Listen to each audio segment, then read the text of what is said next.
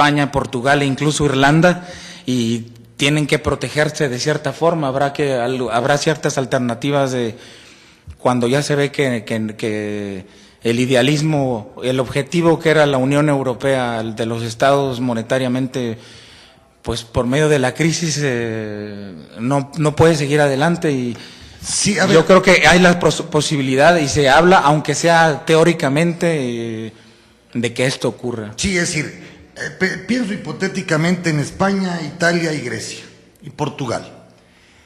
Pensemos hipotéticamente que dejan la comunidad económica, que la peseta nuevamente va a ser la moneda española, o que la lira será en España, en Italia, que el dracma estará en Grecia, y ¿cuál es la otra moneda que me falta? Portugal. Ok, ellos automáticamente, me doy a la imaginación, aplicarán el mismo sistema que hizo Argentina, de generar mucho dinero barato, es decir, un M1, un quantity easy rápida, con el propósito pues de ir pagando sus deudas internas, de tener dinero para que la economía vuelva a funcionar, con una demanda efectiva tipo keynesiana, una cuestión monetaria interna, pero esto automáticamente devaluaría la moneda. Sí. Internamente pensemos que la peseta nuevamente aparece en el espectro, o que la lira, es decir, que se separan del euro.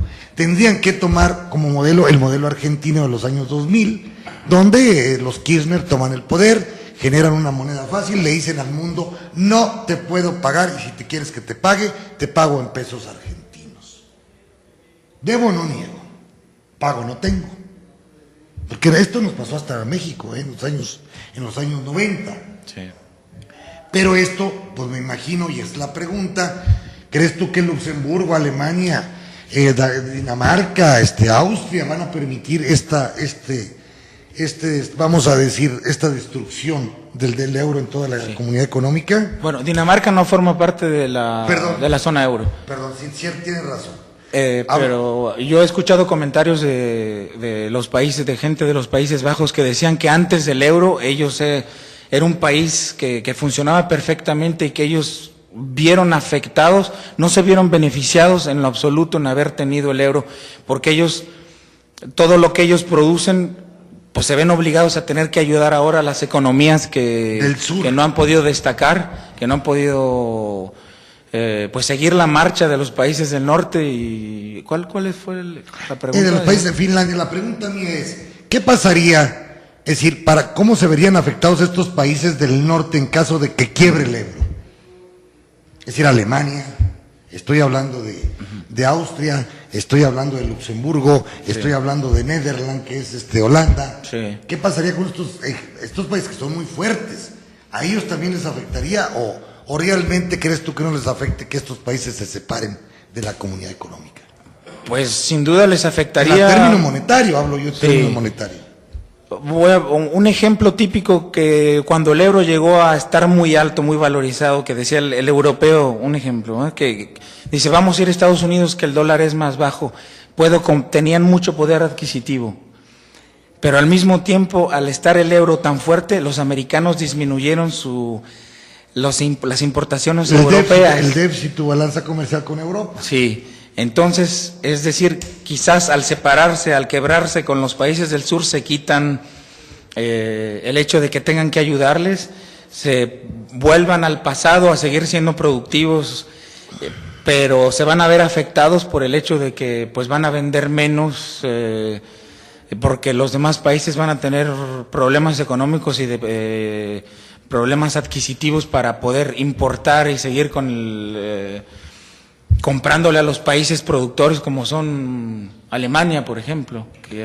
Oye, tú Memo, también se habla de Europa que hay un problema de tipo fiscal. Es decir, el impuesto sobre la renta no es el mismo. El déficit fiscal que tienen Europa, Italia, por ejemplo, España. Por cierto, Alemania quebró la regla del 5% con Alemania Oriental, cuando adquiere Alemania Oriental. Cae el muro.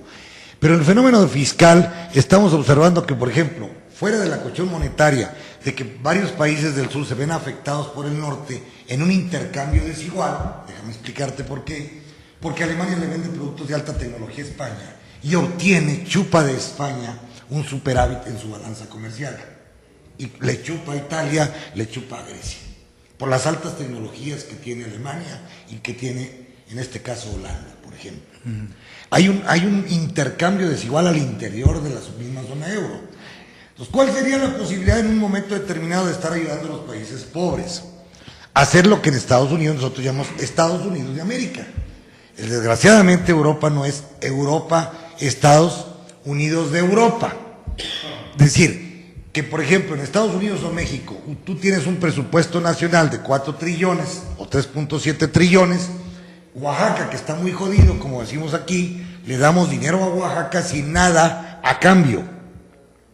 Estados Unidos se lo da a Carolina del Norte y a Nuevo México, que son los estados más pobres de la Unión Americana. En el caso fenómeno europeo, mientras no haya un solo presupuesto, una sola Secretaría de Hacienda, el Banco Central ya lo tienen, y una sola política fiscal, ¿no crees tú que sería la forma de poder ir descompensando las riquezas extremas del norte y las pobrezas extremas del sur? Pues eso es parte de, entre esos, los problemas no solamente fiscales, sino agrarios, de todo tipo de las industrias y los sectores económicos. El objetivo en lo que está trabajando la Unión Europea es precisamente de crear la ley para la unificación, pero tarda muchos años. Entonces ya en el camino se ha quedado todo eso. Y si el problema es que tienen que autorizar en todos los congresos locales, ¿no? Sí. De Francia, de Italia, y toma tiempo, toma tiempo, y pues en el camino se presentaron las crisis. Se habla de que Europa está en una probable recesión por otros 5 o 6 años. ¿Tú qué piensas de eso? Yo creo que es verdad, porque pues desde un punto de vista un poco filosófico, después de la Segunda Guerra Mundial, donde había todo que construir, donde se invitaba a inmigrantes, donde todo había una filosofía nueva, un gran entusiasmo, donde había tanto que producir, tanto que rehacer, tantas carreteras, edificios, servicios, pues fue un auge, fue un gran progreso que a la hora actual, al verse, por ejemplo, la crisis del ladrillo, donde ya todo está construido, donde ya no hay más que hacer, donde la población no sigue aumentando a los ritmos, por ejemplo, como en América Latina, de que hay un crecimiento, no hay una forma de un lugar, dirigirse hacia algo que pueda uno crecer. Entonces eso tiene como resultado que se alente, que se estagne la economía. Entonces para estos años pues se habla de nuevas burbujas económicas, ecologistas, cosas alternativas pero no veo yo que pueda rehacer una economía realmente comparado como algo que ocurre después de una guerra, cuando ya todo está construido. No mantenerse. Sí, la ventaja de una guerra, hay que decirlo, es que se destruyen los aparatos productivos, se destruyen las casas, se destruye, y entonces pasando la guerra hay que empezar a reconstruir todo. Sí. Es decir, tienes una demanda a la vista que es inagotable. Sí. Que es lo que pasó después de la Segunda Guerra Mundial. Y hay mucho crédito. Que reconstruir con el Plan Marshall, se reconstruye Alemania, se reconstruye Francia, Inglaterra, toda destruida, Londres. Hace falta mano de obra. Sí. Ahora, el problema de Europa también, yo creo que tú lo estás viendo allá, es el envejecimiento de su mano de obra. Su bono poblacional va disminuyendo. Sí. Ahora, las políticas de la Comunidad Económica con respecto a los países del sur son contradictorias.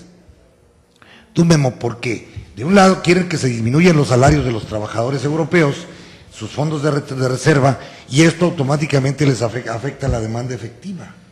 ¿Cómo va un país a recuperarse y a crecer si automáticamente está limitando la demanda? Que es el fenómeno español y que es el fenómeno griego y el italiano y el irlandés. ¿Cómo le van a hacer? Porque la otra es que los jóvenes europeos, estos del sur, emigren hacia los países del norte, Alemania. Eso está ocurriendo ya. A ver, ¿cómo está este fenómeno?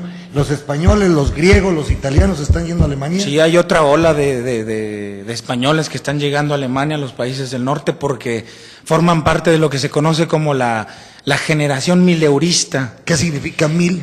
Que ganan como máximo 1,000 euros, jóvenes que están obligados a vivir hasta los 40 años con sus padres, porque a causa de la burbuja económica no se podían independizar.